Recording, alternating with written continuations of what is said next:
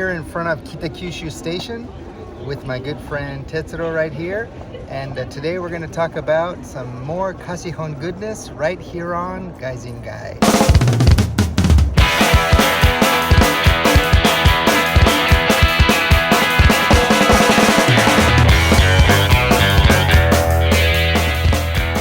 Hey guys and guiders, it's been crazy days here at Gaizingai headquarters, just crazy days, but I finally got a few moments to myself to upload some good stuff for you, so let's jump right in. Hey guys, this is KAGE, Kashihon Manga from 1964 from Osaka's Hinomaru Bunko. We're going to take a quick peek inside. And this is an ad for an upcoming book called Zero. And here on the spine, if you can see, it says Running with the Flames, the detective book KAGE, number 98, with a powerful story by UMEMOTO Sachio. Here's Sean Connery. James Bond was a popular feature on the covers for some reason. Kei Murai has done the cover. Now we open it up and we have UMEMOTO Sachio and SHINOHARA Toru, who I've talked about many times on this channel.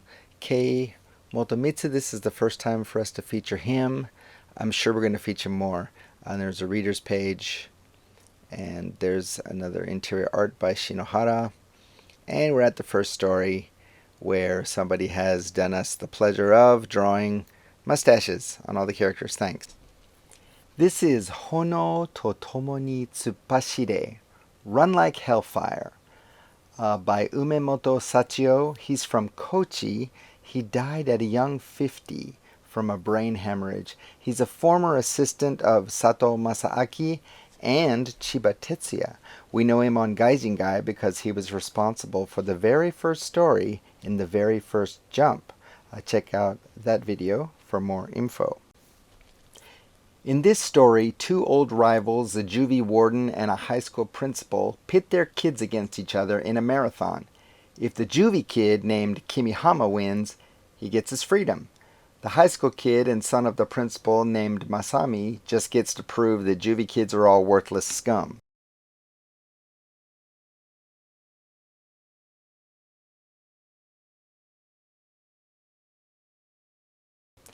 Masami notices blood on Kimihama's leg and assumes another juvie kid hurt him, and basically is saying that all juvie kids are scum. Sorry, but I can't let you win your freedom because my dad's going to buy me a sports car if I win. We learned Kimihama was a good kid working to help his mom who got sick working too hard because the dad was a drunk. All the money he made, the dad would drink away, or his big bro would gamble away. His mom got sick and he had to steal to pay the doctor, but it was too late. He flipped. He beat up his dad and bro and stole a sports car, which he crashed. We also learned that Masami has his own sordid tale when he says that while you languish in juvie, I should be in jail now. What? This story took a turn. But my dad used money to erase all my bad deeds. When Masami trips and starts accidentally burning down the forest, Kimihama helps him up, but takes him off for the finish line, leaving Kimihama to put out the flames and take the blame. But as he reaches the end, he realizes that winning and getting a sports car are nothing like having a true friend that he can be honest with, so he waits. They hold the torch, cross the finish line, and light the giant torch together. The two rivals also shake hands in the spirit of the moment, and the torch's light lit up the forest for a long, long time. Guys, I'm not a sports comic guy, but I love a good bromance. Next up, we have Kenkansuke Tante, series number 4, Kumon Keiji no Bai, The Ken Kansuke Detective Series number 4, the case of Detective Kumon. This is by NUMATA Kiyoshi. He's from Kyoto. He went to art school and then debuted in KAGE in 1962, 2 years before this. And after a break, he showed up in Shonen Sunday in 1969.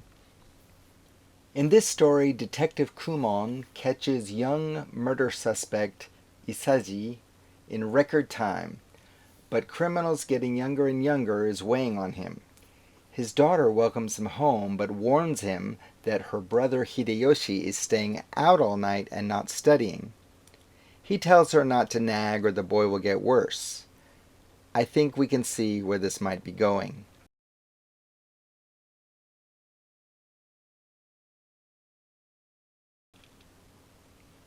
Right here, just to make a sound effect notation, there's poing, train, and then the sound of the wheels on the tracks going go, go, go, go, go. So 2 lads accost young Hideyoshi, and one pulls a knife but gets stabbed himself.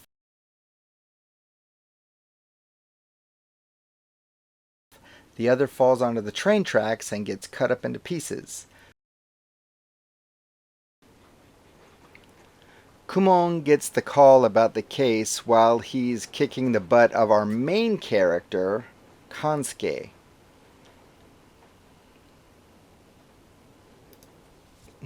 The button from Hideyoshi's school uniform is found, and later Hideyoshi has trouble studying and is giving his sister crap for worrying about him. What a nice guy.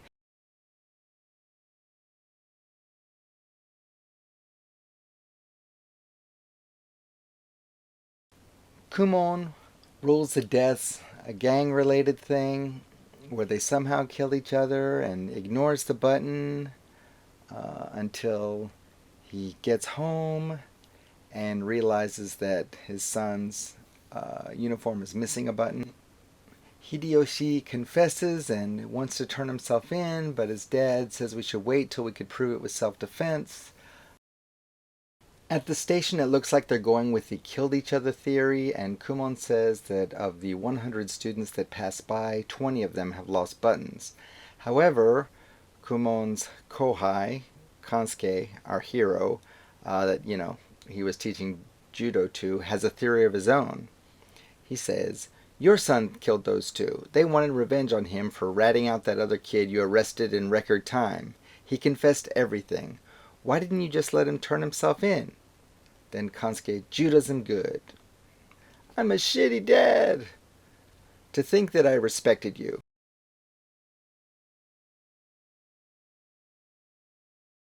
And he drives off. Here we have a ad for the next episode, which is Crime and Punishment.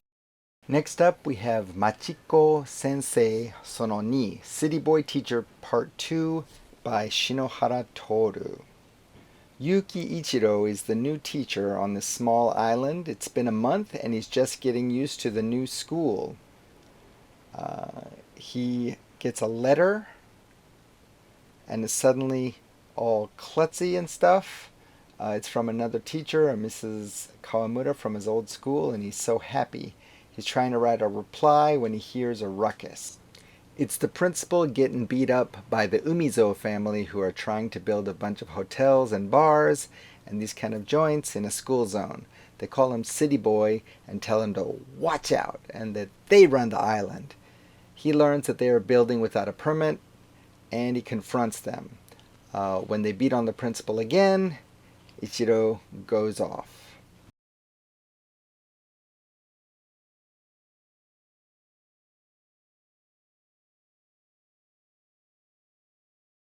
The whole crew is then like, "Get that City Boy," until their boss shows up with a rifle. He says that approval of the build is forthcoming, so F the F off, buddy. So anyway, one of Ichiro's students has been absent for 3 days, and he finds out that it's that boss's kid.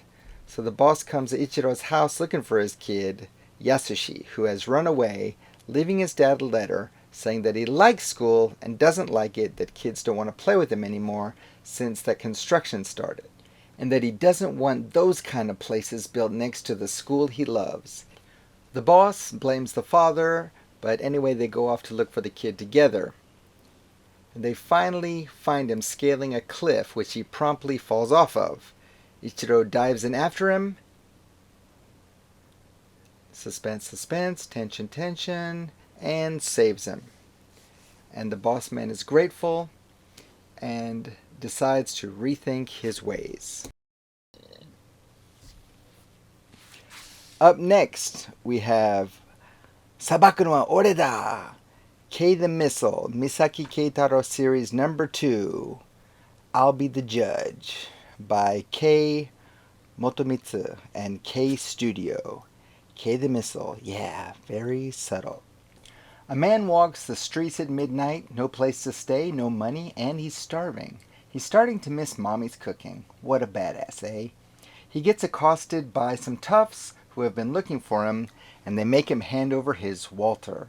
As we know from the cover, these guys love James Bond, who used the Walter PPK. These Yakuza are from the Taikawa clan, and they want him to come along with them because they think he kidnapped their boss, but it was actually someone else using his name. Flashback time! A guy calling himself Kei the Missile shoots the boss's lieutenant and kidnaps the boss. They think it might be a rival gang, the Tsukikage clan or the Wakaba clan. Now that his name is cleared, Kei starts to take off. He's a missile, you see. But they offer him 500,000 in yen, about $5,000, to save the boss. He gets the cash in advance to find out where the boss had been taken. He goes to the Wakaba Kai office where the boss might be.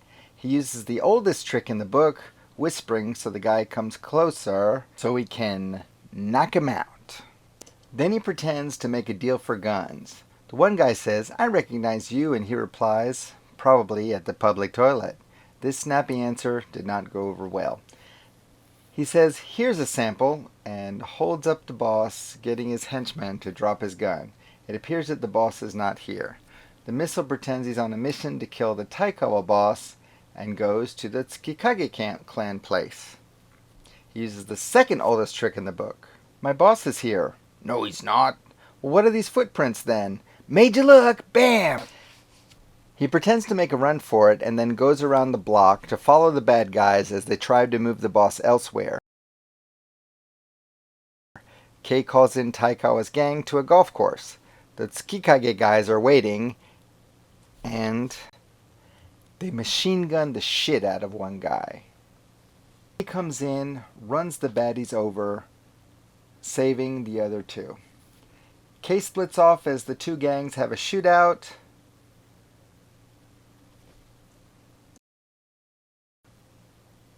One that ends with a grenade being tossed in.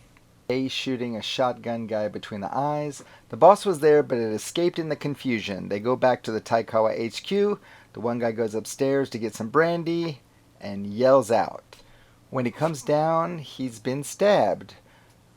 Upstairs is the boss's dead body, and it looks like the killer has escaped out the window.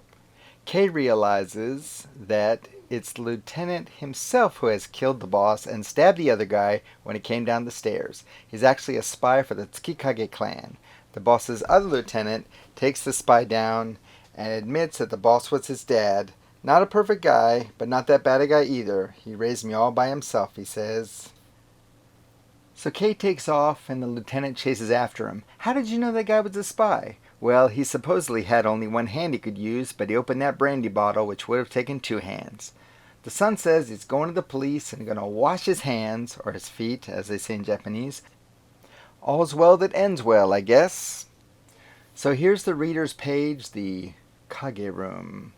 And again, like I often point out, it's got several different creators, several different fans writing in and drawing in from Western Japan. Hiroshima, Osaka, Yamaguchi, Kochi, Hiroshima, Kitakyushu, where I took the video at the beginning of this video, Oita, Kumamoto, all Kyushu. Lots of Fukuoka.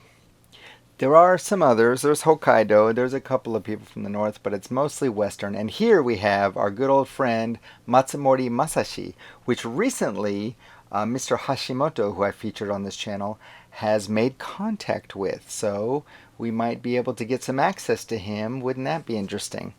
But here at the contest, we have the winner, Fumi Takeshi, both number 1 and number 2, from Kumamoto. See, my prefecture kicks all the ass. Okay, now here is an interesting announcement. Tomi Shinzo is announcing his debut. He'd been working as Hirata Hiroshi's assistant and is actually his better-looking little brother. And as his brother had changed his name from Hiroshi 1 kanji to Hiroshi 2 kanji, he's also changing his name from Hirata Shoji to Tomi Shinzo. Next, an ad looking for new talent to feature in their 100th issue and listing requirements such as comics must be in 4 rows and from 30 to 40 pages.